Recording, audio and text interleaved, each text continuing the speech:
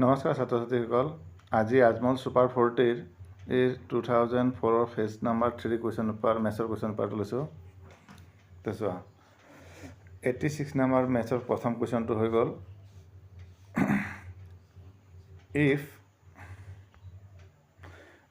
if the sum of 0 of a quadratic polynomial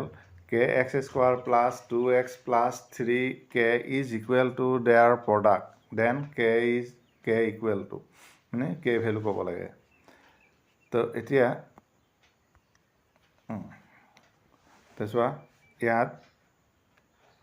a equal তোমাৰ কিমান হৈ গ'ল k, b ইকুৱেল কিমান হ'ব 2 আৰু c ইকুৱেল কিমান হৈ যাব তোমাৰ 3k। এতিয়া প্ৰডাক্ট সাম অফ প্ৰডাক্ট কি আছিল formula -b/a and sum of 0 কি আছিলে -b/a and sum of product কি আছিলে c/a। তো কুৱেশ্যন মতে কি কৈছে sum of zeros and of their product কি আছে ইকুৱেল, তাৰ মানে এই দুটা তোমাৰ কি হ'ব ইকুৱেল হ'ব, তাৰ মানে এইটো k কেনসেল। তো b - b ইকুৱেল কিমান হৈ গ'ল c, b কিমান আছে তোমাৰ 2 আৰু c কিমান আছে 3k। তো k ইকুৱেল কিমান হ'ব 3 টু গ'লে ট্ৰান্সফাৰ হ'ব, তো k ইকুৱেল -3/2 -3/2 আছে না আনসাৰত -2/3। মোৰে ভুল হৈ গ'ল, এইটো 2 হ'ব, এইটো কি হ'ব 3, কিমান হ'ব অপশ্যন নম্বৰ 4 -2/3। বুজি পাই গ'লা? একেবাৰে সহজ কুৱেশ্যন। এবাৰ চোৱা কি কৈছে the 2-digit number which become 5/6 of itself, না যিটো নাম্বাৰ আছে এই নাম্বাৰটো কি তাৰ কি হৈ গ'ল 5/6 of itself when the digit are reverse। ডিজিটটো যদি তুমি উল্টা কৰি দিয়া তেতিয়াহ'লে কিমান হৈ যাবগৈ 5/6 হৈ যাব। 2-digit নাম্বাৰ কি হ'ল number which become 5/6 of itself when it digit are reverse। তাৰমানে ডিজিটটো তুমি যদি উল্টা কৰা তেতিয়াহ'লে নাম্বাৰটো তাৰ কি হৈ যাব ইকুৱেল হৈ যাব। তো এতিয়া এইটো কৰিব গ'লে তুমি x আৰু y ধৰি কৰিব গ'লে বহুত সময় লাগিব, গতিকে তুমি অপশ্যনৰ পৰা ট্ৰাই কৰা, সোনকালে ওলাই যাব। তো চোৱা এতিয়া 45 আছে, এইটো তোমাৰ নাম্বাৰ হৈ গ'ল। তো নাম্বাৰটো উল্টা কৰিলে কিমান হ'ব তোমাৰ 50, উল্টা কৰিলে কিমান হৈ যাব 54 হৈ গ'ল। ইয়াৰ এতিয়া কিমান হৈ যাব 5/6 কৰা, তো 6 দিয়ে ডিভাইড কৰিলে কিমান হৈ আছে 9, তো 9 5 যা 45, তাৰমানে 45টোৰ লগত মিলিছে হয় না। ইয়াৰ উল্টা কৰিবা কিমান হ'ব 45 হ'ব, 45ক 6 দি ডিভাইড কৰিব নাযায়, এইটো কিমান আছে 36 আছে, উল্টা কৰিলে কিমান হ'ব 63, এইটো 6 দি ডিভাইড নাযায়, গতিকে অপশ্যন নাম্বাৰ এটো কাৰেক্ট এনসাৰ, সোনকালে ওলাই যাব। x y ধৰি থাকিলে তোমাৰ বহুত সময় লাগিব। তো এইটো ফিগাৰত DE প্যাৰেল BC, এইটো DE তলত কি আছে ইয়াত BC আছে, তেতিয়াহ'লে find the value of EC, এইটো ECৰ ভেলুটো এইটো সাইডটো উলিয়াব লাগে, এইটো পিকচাৰটো এইটো EC ভেলু উলিয়াব লাগে। তো ইয়াৰ আগৰ কুৱেশ্যনটোত মই কৈ দিছিলোঁ এইটো কেনেকৈ কৰিব পাৰিবা সহজতে। এইটো চোৱা AD/EC AD ইনটু EC আৰু ফালে BD ইনটু AC, এইটো লাইনৰ লগত এইটো লাইন প্ৰডাক্ট কৰিবা, এইটো লাইনৰ লগত এইটো ক্ৰছ প্ৰডাক্ট কৰিবা, তোমাৰ এনসাৰটো ওলাই যাব। তো এইটো কিমান আছে এইফালে 1.5 ইনটু EC, এইফালে 1 ইনটু 3, 1 ইনটু 3। তো ইয়াৰ পৰা তোমাক কি সুধিছে EC সুধিছে, EC 3 1 যা 3 আৰু এইটো 1.5 ডিভাইড হৈ ক'ত আহিব তলত আহিব। তো ডিভাইড কৰিবৰ কাৰণে পইণ্ট উঠালে ওপৰত কিমান হ'ব 30 আৰু তলত কিমান আহি গ'ল 15, ডিভাইড কৰিলে কিমান হ'ব 2। তো অপশ্যন নাম্বাৰ তোমাৰ কিমান হৈছে 2, এইটো 2 ক'ত আছে এইটো 3 নাম্বাৰত।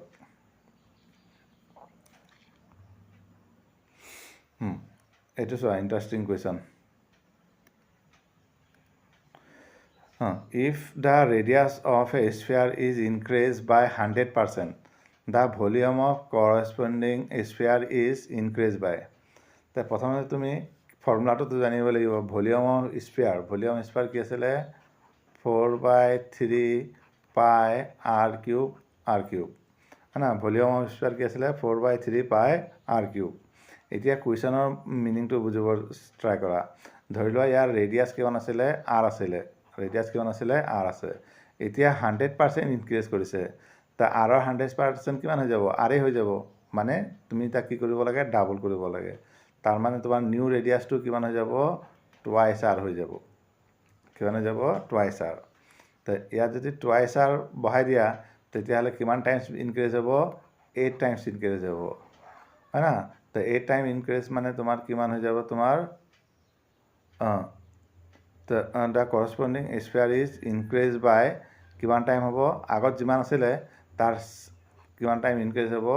7 টাইম ইনক্ৰিজ হ'ব আগতো এটা টাইম আছিলেই হয় না বাদ দিলে কিমান হৈ যাব 7 টাইমছ ইনক্ৰিজ হ'ব তেতিয়াহ'লে ইয়াত কিমান হৈ যাব 700 টাইমছ কি হৈ যাব ইনক্ৰিজ হ'ব বস্তুটো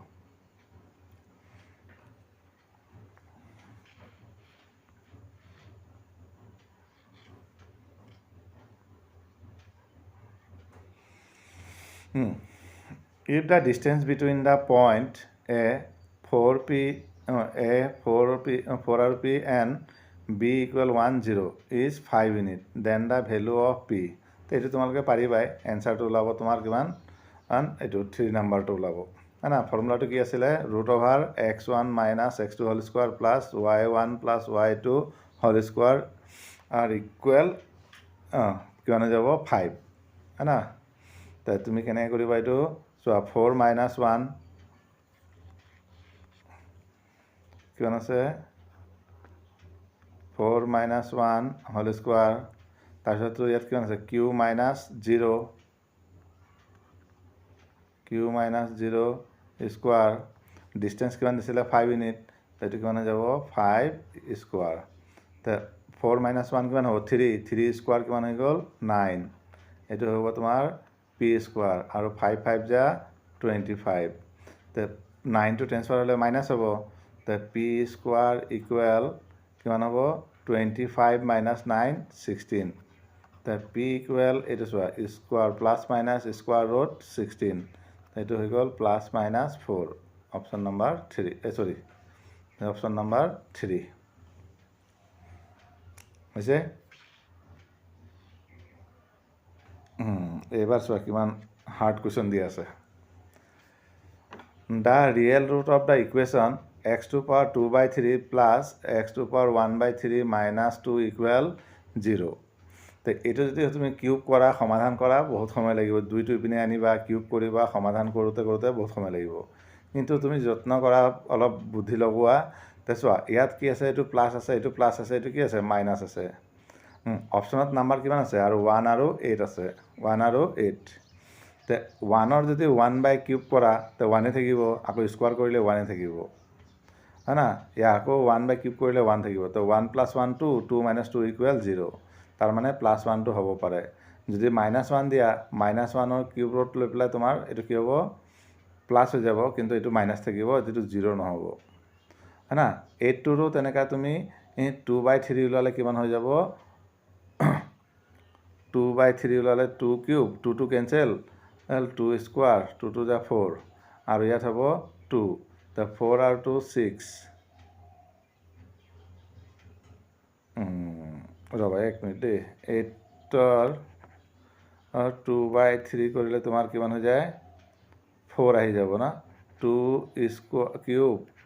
আৰু 2/3 তো এইটো 2 কিউব কেঞ্চেল 2 স্কোয়াৰ ইয়াত কিমান আহিব 4 আৰু 8ৰ 1/3 ল'লে কিমান আহিব 2 আহিব তাৰ মানে তুমি 1 2 প্লাছ আৰু এইটো কি ল'ব লাগিব মাইনাছ ল'ব লাগিব ইয়াত 2 আহিব ইয়াৰ কৰিলে এতিয়া -2 আহিলেহে -2 কিমান হ'ব 0 তো অপশ্যন নাম্বাৰ 4টো তোমাৰ কাৰেক্ট হ'ব হয় না এইটো তুমি বহাই চাব লাগিব কৰিব গ'লে বহুত সময় লাগি যাব কিমান হ'ব option 4 number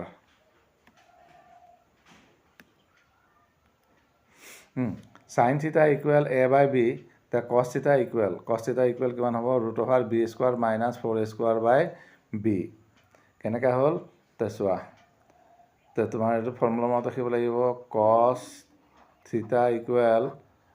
root over 1 minus sine square theta, 1 minus sine square theta, 1 minus sign equal কি আছিলে a by b whole square, 1 minus এইটো হৈ গ'ল a square by b square. এতিয়া এইটো মাইনাছ কৰিলে ৰুট অভাৰ তলত আহিব তোমাৰ b স্কোৱাৰ, আৰু এইটো হৈ গ'ল b square minus a square, b square minus a square. তে তলৰ b স্কোৱাৰটো স্কোৱাৰ ৰুট কিমান হৈ যাব b হৈ যাব, আৰু ওপৰত থাকিব root over b square minus a square, হয় না, option number 3।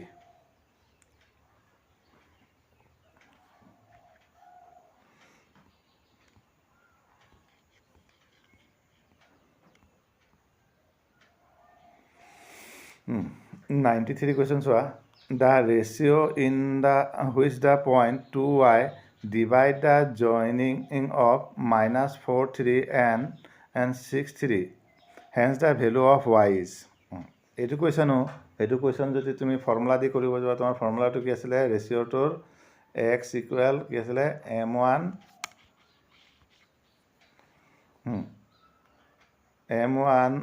y2 m1 x2 plus m2 x1 by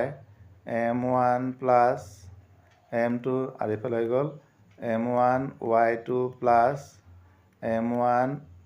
y1 by m1 plus m2। Formula ব্যৱহাৰ কৰি যদি কৰিব পাৰা তেতিয়া ওলাব, কিন্তু ইমান সময় তোমাৰ পৰীক্ষাত নাই, গতিকে তুমি বুদ্ধিৰে সলভ কৰিব লাগিব। তা কি বুদ্ধি লগাবা চোৱা, মই দেখাই আছোঁ বৰ্ডত।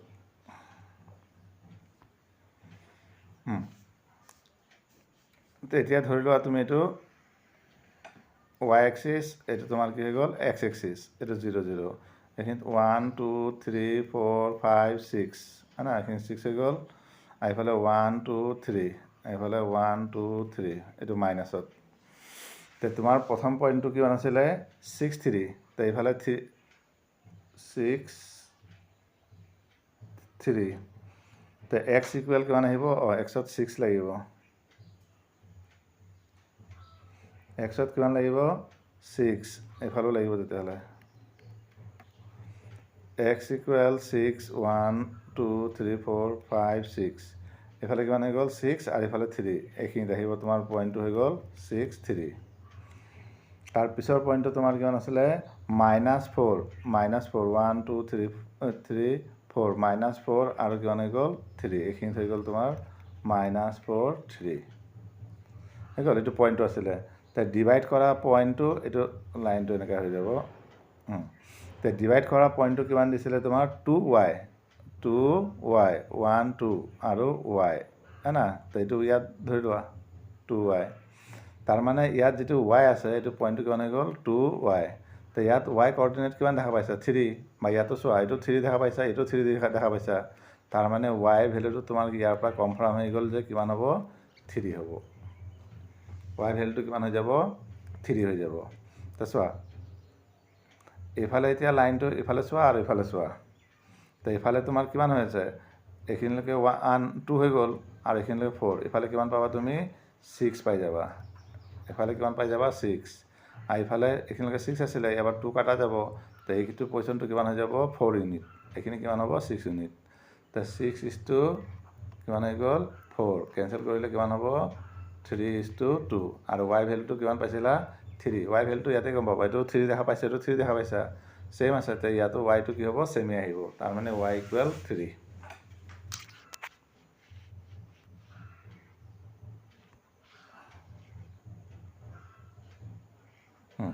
তো কিমান হ'ব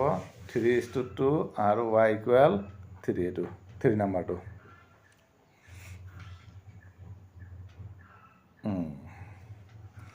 কুৱেশ্যন পঢ়ক এতিয়া 94 a sphere is melt and half of the melt liquid is used to form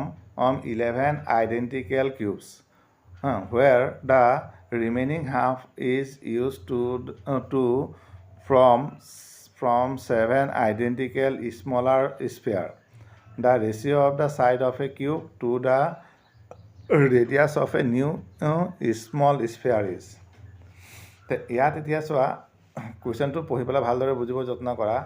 যিটো স্ফিয়াৰ আছিলে স্ফিয়াৰটো গলাই আধা দি পেলাই কি বনোৱা হৈছে 11টা কিউব বনোৱা হৈছে 11 কিউব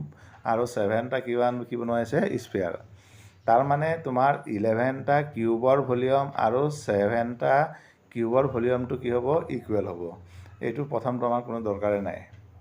বুজি পাইছা তে ভলিউম অফ কিউব কি আছিলে এ কিউব ভলিউম অফ কিউবৰ ফৰ্মুলা কি আছিলে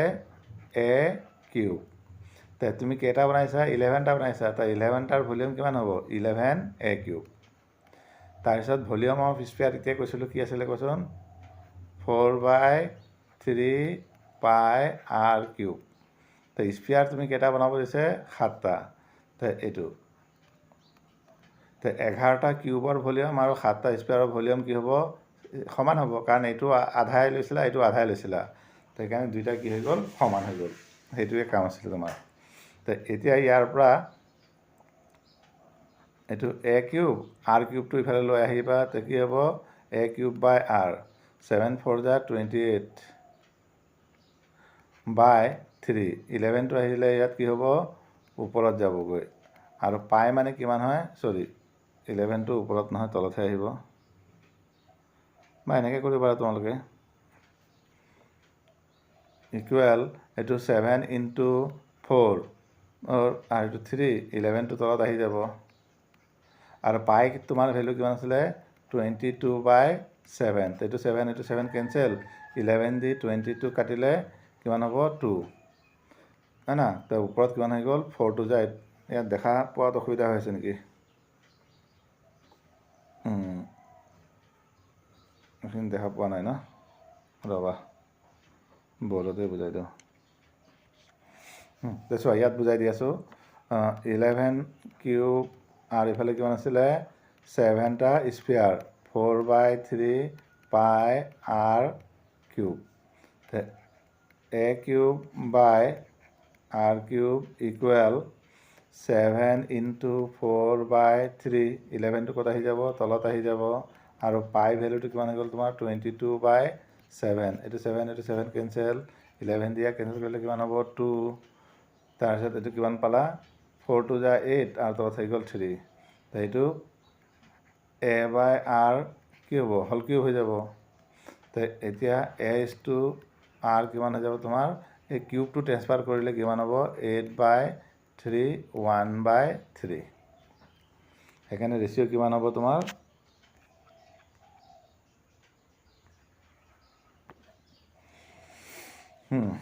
8/3 এইটো অপশ্যন নম্বৰ 2 8/3 1/3 হৈ যাব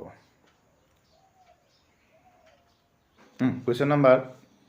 95 চোৱা কি দি আছে if cos alpha plus beta equal 0 then sin alpha minus beta can be reduced তো ইয়াত কি হৈ গ'ল cos alpha plus beta equal কিমান হ'ব 0 তো ইয়াত cos কিমান ডিগ্ৰী তোমাৰ 0 হয় 90 degree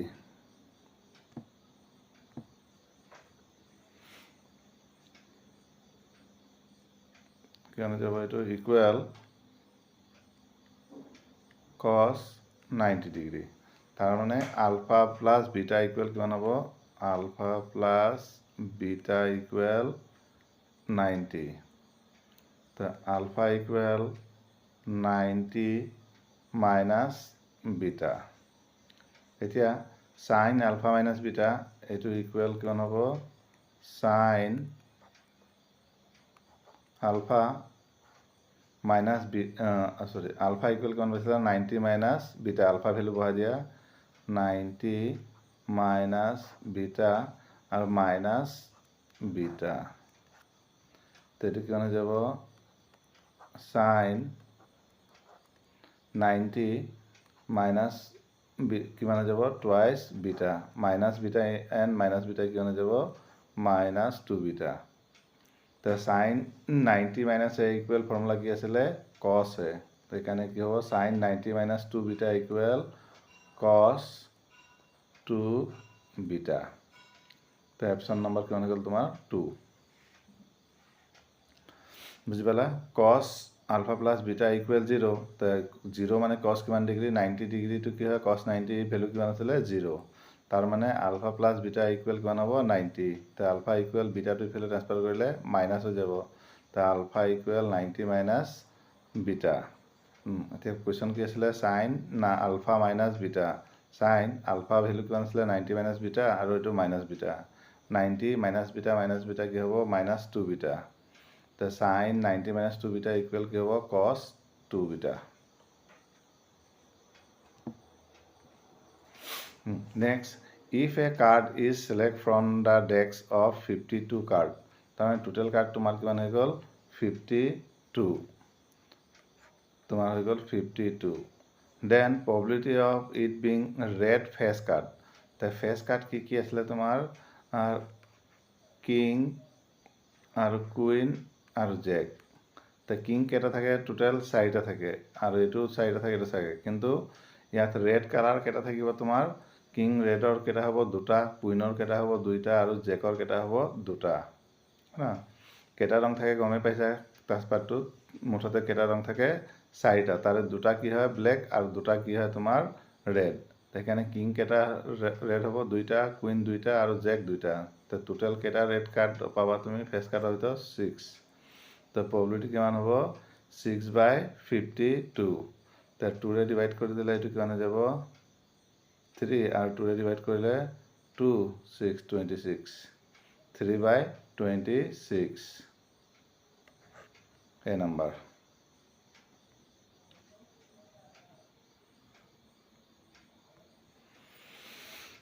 the point P on axis is equidistant from the point -1 0 and 5 0 তো ইয়াৰ পৰা কি হৈ গ'ল x axisৰ পইণ্টটো কি হ'ল 0 পইণ্টটো P পইণ্ট উলিয়াব লাগে তো চোৱা এইটো ইয়াতো 0 আছে ইয়াতো 0 আছে তাৰ মানে এটাতো 0 হ'ব খাটাং হৈ গ'ল এইটো আৰু এইটো এতিয়া ইকুইডিষ্টেন্স আছে এইটো পইণ্ট আৰু দুটাৰ মাজত ইকুৱেল আছে তো 5 - 1 কৰিলে কিমান হ'ব 4 4ৰ আধা কিমান হৈ গ'ল 2 তো সেইকাৰণে কিমান হৈ যাব a বুজা নাই তেতিয়াহ'লে বুজা নাই যদি তুমি কেনেকৈ কৰিবা গ্ৰাফৰ সহায়েৰে কৰিবা কি সহায়েৰে কৰিবা গ্ৰাফৰ সহায়েৰে তো চোৱা এইটো তোমাৰ এক্স এক্সিছ এইটো কি হৈ গ'ল y এক্সিছ এইটো হৈ গ'ল 0 0 তাৰপিছত কিমান আছিলে এইপিনে হৈ গ'ল এইটো -1 0 এইটো হৈ গ'ল 1 2 3 4 5 5 0 এতিয়া চোৱা এইটো পইণ্ট আৰু এইটো পইণ্টৰ মাজত ইকুইডিষ্টেন্স কোনটো হ'ব এইটো পইণ্ট হ'ব তো এইটো পইণ্টৰ কোঅৰ্ডিনেট কিমান হৈ গ'ল x কিমান হৈ গ'ল 2 আৰু y কিমান হৈ গ'ল 0 তো এইটো পইণ্টটো হৈ গ'ল p so p point coordinate 2 0 হৈ গ'ল তো গ্ৰাফ নবনোৱা কেনেকৈ ওলাব এইটো 0 এইটো 0 দেখা পাইছা ছেম তাৰ মানে এইটো কি হ'ব 0 হ'ব তো এইটো 5 পৰা 1 গুচি গ'লে কিমান হ'ব 4 4 আধা কিমান হৈ গ'ল তোমাৰ 2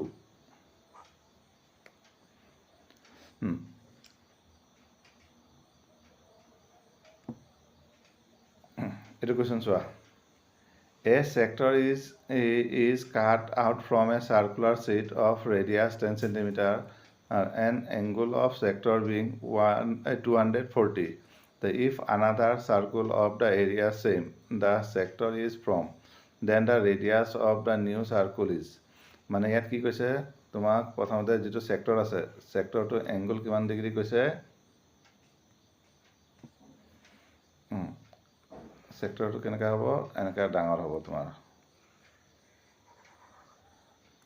ইয়াৰ এংগলটো হৈ গ'ল 240 আৰু ৰেডিয়াছ কিমান আছে 100। ইয়াৰ যিটো এৰিয়া হ'ব আৰু এটা বেলেগ এটা চাৰ্কুল আছে, চাৰ্কুলটোৰো এৰিয়া কি হৈ গ'ল same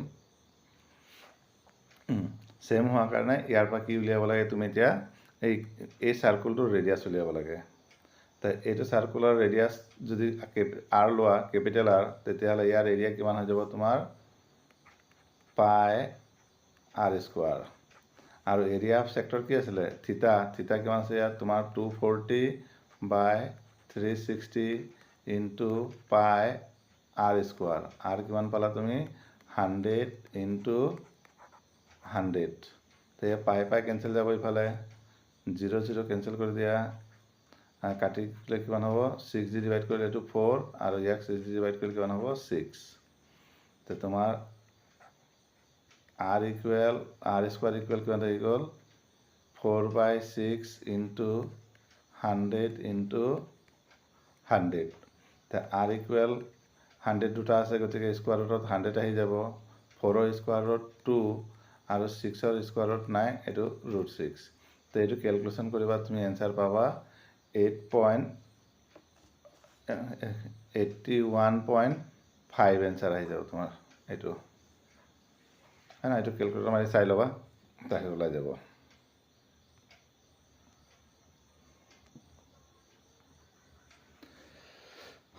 cos 9 alpha equals sin alpha. The value of tan 5 alpha. তো এইটো সলভ কৰা। cos 9 alpha equal কিমান আছে sin alpha। তো sin alpha টোক তুমি কি লিখিব পাৰিবা cos 90 minus alpha। তো দুই ফালৰ পৰা cos কেঞ্চেল হ'লে কি থাকিব 9 alpha equal 90 minus alpha। তো এইটো আলফা পিনে আহিলে কি হ'ব প্লাছ হ'ব। তো 10 alpha equal 90। 10 ডিভাইড কৰিলে আলফা ইকুৱেল কিমান হৈ গ'ল 9। তো তোমাৰ কাৰ ভেলু লাগে 10 5 alpha। 10 5 alpha। তো 10 আলফা ভেলু কিমান আছিলে 9। তো 10 9 5 যা 45। 10 45 ইকুৱেল 1। Option number 3।